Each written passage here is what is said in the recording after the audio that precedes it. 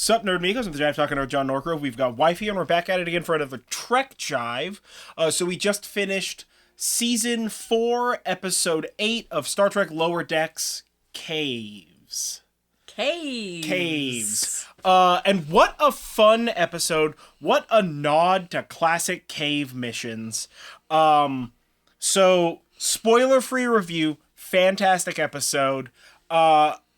Even before watching the episode, I'm like, oh, the name of this episode's Caves. And I was like, something ominous is going to happen. And then I went into this whole little to-do about how ominous caves are in Star Trek. Because, like, okay, so Star Trek caves are, like, Star Trek cave missions are this deliciously specific bottle episode kind of mission where, like, you gotta do what appears to be a vaguely innocuous thing, and then come to find out this cave is full of mystery or subterfuge or some sort of nonsense, and then you're trapped in it. I mean, like, my go-to cave episodes, like off the top of my head, go-to cave episodes, right? We've got extra-dimensional aliens doing time travel to steal human souls, and so Mark Twain has to time travel to save the day from TNG. We've got everybody starting to have nightmares, and then the nightmares become real mares, and then everybody gets trapped in the dream realm, and come to find out Chakotay and 7 of 9 have to save the crew of Voyager because the cave is full of cloaked or phased aliens who live in a dream world or something like that, and they have to threaten to blow the whole thing up. That's a moon and the 3 taps on the back of the wrist. It's like a go-to cave episode for me. We've got Cave from the original series with what is it? A cave, and there's a rock in it, but come to find out that rock is alive and it's like a lava monster, and Spock got a mind meld with it to be able to communicate to it, not to murder shit or whatever. I'm trying to think of a DS9 cave episode off the top of my head. I cannot think of a DS9 cave episode off the top of my head. What about Enterprise? Enterprise cave episode. I believe there is an Enterprise cave episode where there's like a glorp that clones people or something. I want to say there's like a cave episode where they've... this might not be Enterprise, but I seem to remember there being a cave episode where they're like, there's a glorp in this cave, and this glorp got like some sort of bio stuff going on in it, and like somebody touches it or whatever, and then like they're acting weird, and come to find out they're not even a real person, they're just like a clone glorp. Well, that might be a Voyager episode, but I think the Voyager episode with the clone glorps is like silvery, and I'm thinking of like a black glorp, not a silvery glorp. Yeah. I don't know. Oh, also TNG episode, the one where Picard gets shot by that alien probe and they gotta hide in the cave that's got like the energy source for the probe in it. Yeah. And they're like, we don't know what to do. And come to find out it's all just a sales program to try and, like, an ancient race left behind a device that can make war probes that kill, like kill bots. And the crew back outside of the cave on the ship is getting communicated with by a hologram dude that's like, wouldn't you love to buy some of these probes? Look at all this murder they can do. And the crew is like, we are missing people. What is happening right now? What about which is a good one. Discovery. Discovery. Does Discovery have classic cave episodes? It does have a cave episode. I'm trying to think. Discovery cave episode. Discovery cave episode.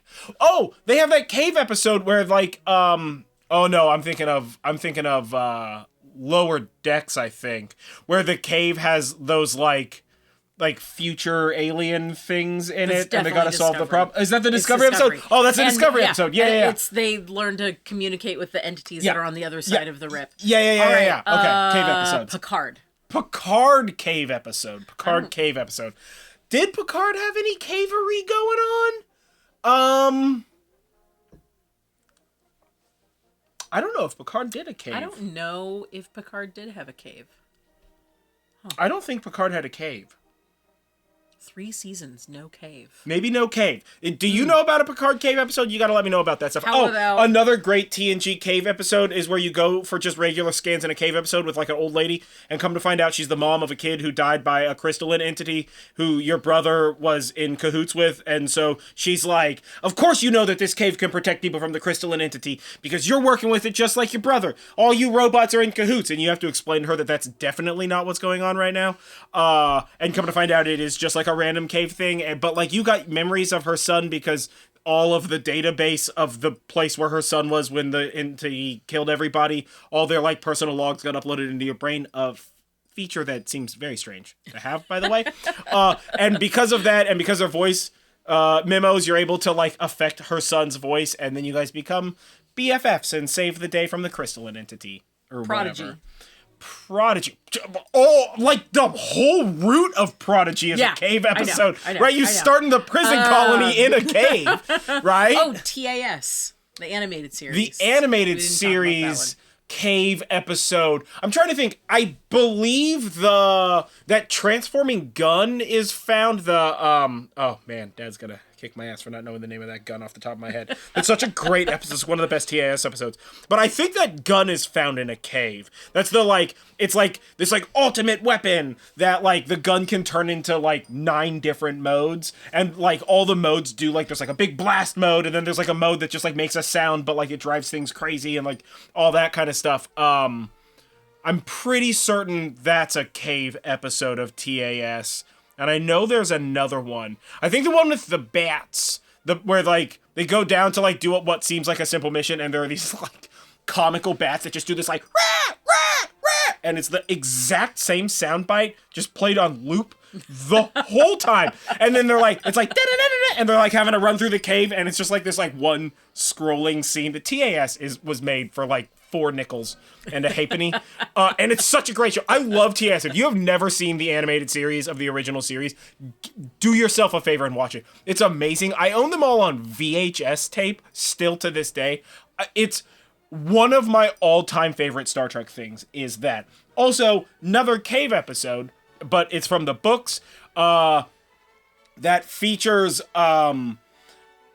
Kirk and Spock going on a mission, like a peace mission with the Klingons and the Vulcans, and then they have to adventure down into a cave to find an interdimensional portal because they receive some, like, I don't know, clandestine message or something from Una, because Una is trapped in in a different dimension, occupied by sentient like this dimension has like more reality than ours. You know, it's like 7 dimensions instead of 4 or whatever.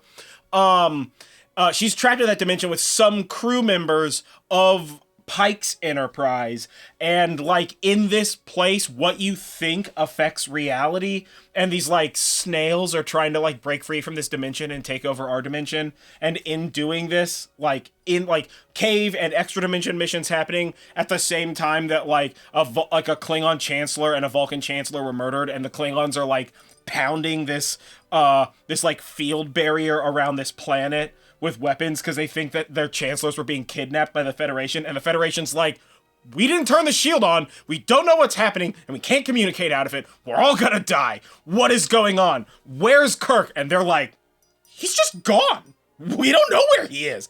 Great book. Absolutely fantastic book. Also, like anything involving Spock and his rite of passage, that involves a lot of cave stuff. And that takes care of the the new Star Trek movies. Yeah. What about Strange New Worlds? I know Strange New Worlds has a cave episode, and I cannot think of it off the top of my head. It's not. What is their cave episode in that one? It's not it's not a Gorn episode. What is a Strange New Worlds cave episode? Well, do they have a cave episode? They must. So cave episodes. Okay, so cave episodes. Well, in now Trek, that we've gone through each one of the things. Yeah, cave episodes in Trek were like classically kind of this, like we can make a really cheap foam set with some like poor lighting, and it's gonna be a great way to like make a really low budget, quick, high character story episode, regardless of the fact that like some cave episodes are like phenomenally well done, and some cave episodes you're like, yeah, that works, whatever. I think maybe there's a DS9 cave episode with the shapeshifters. And yeah, I know there's definitely a few. I think there's at least one episode in Enterprise where they're like trapped in a cave because of a shenan. But I haven't seen Enterprise all the way through in, I don't know, well, anyway, 6 to 8 years, let's something talk like about that. This cave episode. So cave episodes in Trek are like standard issue thing. Yeah. And this episode... And obviously very prolific. And very prolific, yeah. I mean, that was just like some I can already think of, like more of them are bubbling to the surface. Okay, I'm going to quickly interrupt the episode. Editing Jonathan here. I just remembered the DS9 cave episode.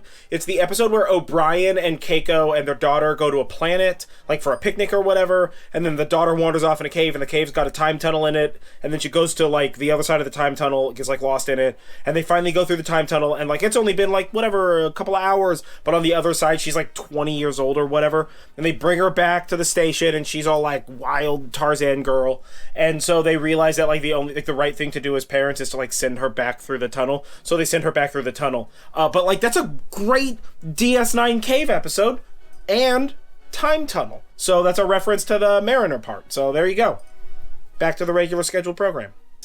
But that's why I stopped you. Otherwise, I know. I would have just kept going. Okay, so this episode, though, so season 4, episode 8 of Lower Decks, the episode's name is Caves, is like such a fantastical homage, not just to an actual cave episode, it being an episode that takes place in a cave, but also to what cave episodes sort of vaguely represented as from the standpoint of like a live action show, being able to make a thing that's like low cost, high output, fill in a gap in your, like fill in an episode gap without having to blow a bunch of budget, right? It's like quintessential bottle episode. You're even bottled into the cave most of the time because you're like trapped by a shut-in, by a storm or something, you know, like that kind of energy. So we're just going to get into spoilers with this. So spoiler alert on this episode, but, this episode specifically calls out, like when they first beam down to the cave. Like, first of all, Mariner being like, I hate caves, right? Yeah. There's always something that happens in a cave, and they get down to a cave, right? To scan some moss or whatever.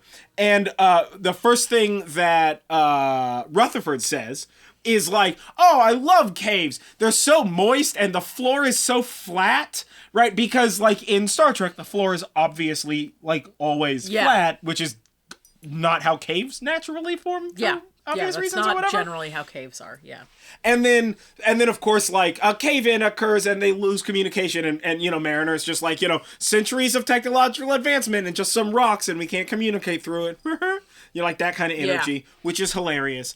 And then as the story unfolds, we are told an anthology of flashbacks, which again is like we don't have money right now, and we need to make an episode. I'm looking directly in, like, very close to the face with Riker, the Riker flashback mind take episode, right? Where it's like, he's just, like, doing flashbacks, and he's just like, what are the lessons in this? What are the lessons in this? Or whatever, and they're using his flashbacks to, like, fix his sickness. It's like a one set, 3 actors taking parts from old episodes, like the cheapest you could possibly make an episode, but it's still like a good episode of TNG kind of energy, So they're giving you that energy by this just being flashbacks, even though we've never seen these flashbacks before, right? So we get the crew's trapped in a cave, the moss is like consuming or whatever, and so they need to, so they're like telling stories as they solve the problem, which is fantastic. The first problem is we could boost communicators if we have some fancy rock, and Boimler gets called out for knowing this fact, and then Boimler tells his story, where he's trapped in a cave with an annoying conspiracy theory lieutenant, who like everybody hates, who is, which is actually a TAS reference. But he's like conspiracy theorist about how like all of these adventures are, like all these cave trappings are Vendorian tests of morality. They're like Vendorian morality tests. Mm-hmm. And Boimler snaps at him, and come to find out they are in fact Vendorian. It was in fact a Vendorian morality test.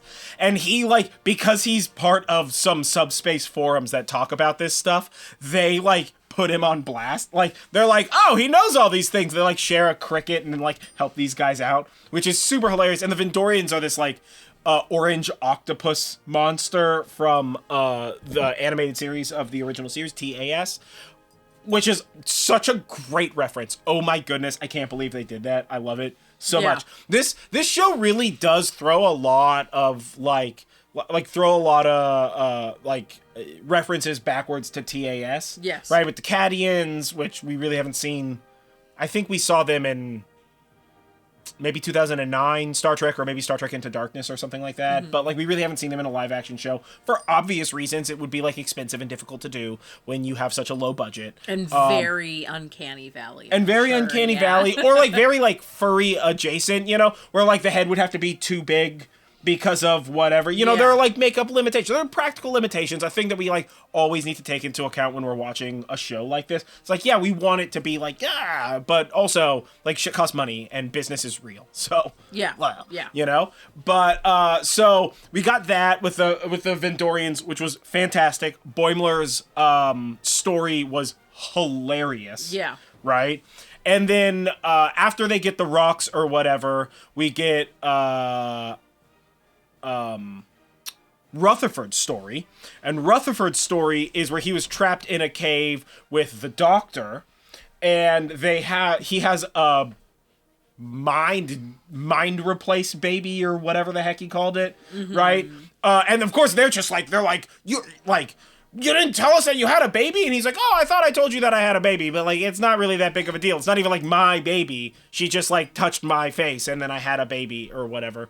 And so him and the Doctor have to like take care of this baby and fend off a monster and explore the cave to figure it out. You know, it's like kind of done in like real quick flash arounds or whatever. And the Doctor learns like maybe some babies are okay and maybe this one engineer isn't that much of an asshole or whatever. Yeah. Which is super fun. And like a good, like I like that we're like learning, we got to learn a little bit more about her or what have you. And that's Rutherford's story, which is the second story, and then the third story was Mariner's story, where she became friends with Delta Shift, boo Delta Shift, but come to find out like they're okay. And we get like a cave with like time shenanigans, again, classic Star Trek time shenanigans. We're hitting basically all the classic tropes, all the classic tropes, right? So it's time shenanigans. They got to get these crystals, and like if you go this direction in the cave, you get older. And she gets in like a fight with one of the Delta shifters about who can like go furthest, and then come to find out they have the dude who like broke his leg, and my goodness, badly. This is such a bad break, right? Compound fracture, so it's sticking out. More than that. It's sticking out the thing, right? Out the skin. And so they're like, oh, you're real young, so you do it. And they're like, and the time will heal the leg faster, and it makes it so much worse. My goodness. So that was like a very cringing moment, but very funny also. And so like she learns that like Delta Shift is cool. They're just like, you know, left alone on the ship with nobody else there who's, you know, whatever the main girl from Delta is like, I've only met the captain like 5 times. Yeah. You know, like that kind of energy. So that's fun.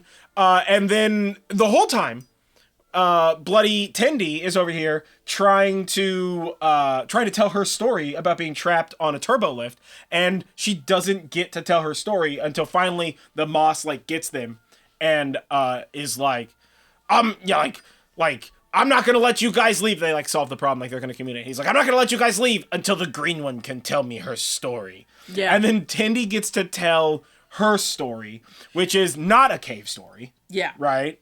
But is actually a turbo lift story. But when you think about it, it's actually a cave story. It's kind of a cave. Yeah. Turbo lift, kind of a cave. Yeah. Where they got all shithoused together at a party. Like their first day. Like Tendi's first day, specifically. Yeah. They got all drunk together. And then got trapped in a turbo lift after surviving a rage virus that swept through the ship. Yeah. Which is amazing. What is that, Belko experiment episode reference? No, the other one. That is Mayhem. Mayhem. With Stephen Yeun and Samara Weaving. Yeah. And that's also the 28 Days and 28 Weeks later. Yeah, the 28 series. Or those are both rage viruses. Yeah. And so they get trapped in a turbo lift and like play games and make jokes and like fall asleep together. And like that's when they like became best of friends. Yeah. Trapped in there for whatever, like 4 or 5 hours or something. And the Moss is just like, you know, I've like met a lot of people, but I love all your guys' stories. Like, tell me more stories. And they're like, that's great, because we're here to scan you. And since it's going to take us a while to scan you and for our ship to find that we're missing, like, we'll just We'll just tell more stories while it's happening. And then, like, as the camera pans back, you know, the virtual camera, as the camera pans back, more, what are they called? Vendorians? Yes. More Vendorians, like rocks turn into Vendorians, and they're like, these humans shared stories and grew together. We don't need to test them for morality. Like, should we drop the field that's not letting them communicate? Nah, just let them hang out. Let them enjoy this moment. Enjoy this moment. Yeah. Which is so good. Like, all caves are like conspiracy theory haunted by Vendorians kind of energy. Yeah. Oh, man. What a fun episode. But yeah, this was like great character development. This was very much like showing that they've, like, as they've ranked up, they've kind of grown apart a little bit, but they always still come back together, right? So we get, like, good character development. We get fun stories, because they're, like, tiny little piecewise, you know, it's what you call it, anthology style flashbacks. But at the same time, like, you're still learning about our lower decks crew, our beta shift guys, like, growing together and still being best of friends through thick and thin and all that. So it really, really was like a fun, good, not just a fun, good episode, but like a great homage to classic Star Trek cavery. Right? Yeah. I really, really enjoyed this episode. There's like a ton of references. It's very, very funny. And, like, you know what? They don't have to do a cave episode because, like, it being animated, they don't have the same sort of, like, budgetary all over the place constraints. Yeah. And, of course, like, modern Star Trek is so much more, like, visually dynamic because they're using those, that, like, TV screen room thingy, in, what you call it, Strange New Worlds and, Discovery. Like, doing a cave episode wouldn't necessarily be as limiting, as, like, physically prop limited as it was back in TNG and TOS and DS9 and Voyager and Enterprise and all those times. But they still did it. They still, like, showed that, like, that matters. It's part of the textural history of Star Trek. Yeah. You know? Which is fantastic. I thoroughly enjoyed it. In Star Trek 2009, he has to go into a cave to escape the monster that's chasing him on the ice planet, where he finds Scotty. Oh, and is able to transport back to the ship. Yeah. Bam. Yeah, there you go.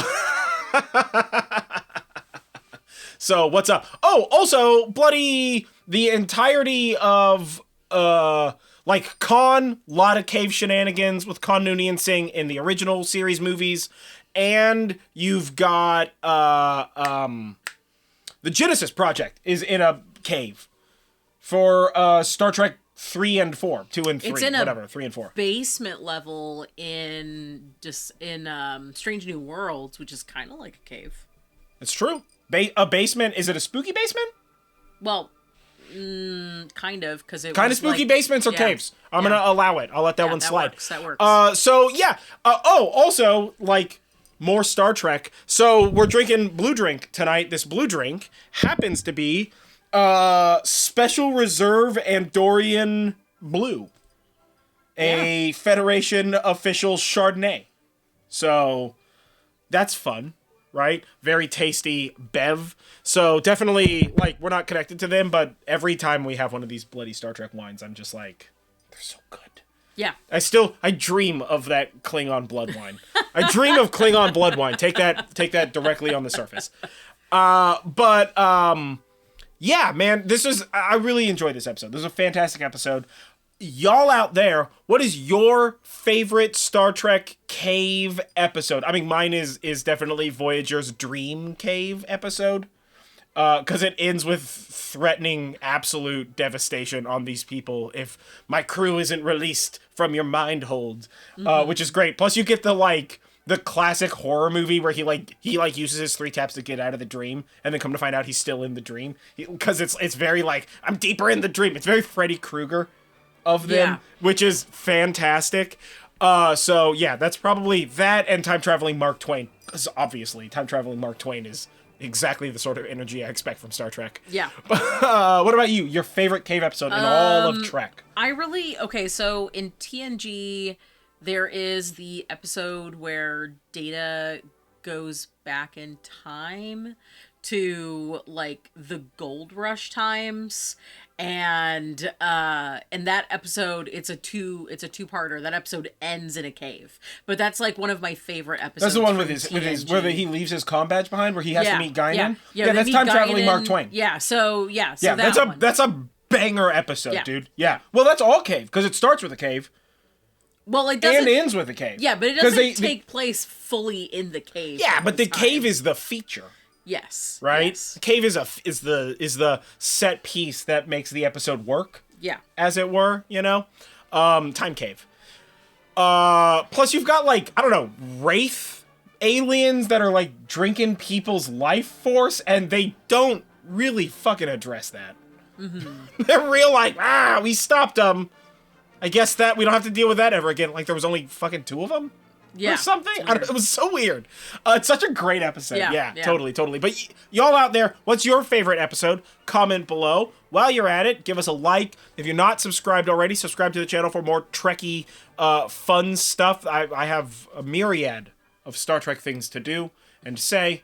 As a super duper Trekkie Star Trek fan, and we obviously cover all of these every time they come out. Maybe not immediately when they come out, but also I have a real life, sadly. So, yeah, that's on me, I guess. Boo me. But yeah, thank you very much. I have been John Norgrove. This has been Wife. This has been Trek Jive Season 4, Episode 8 of Star Trek Lower Decks Caves. And we will catch you guys next time for more Trek goodness. Watch out for caves and communicators.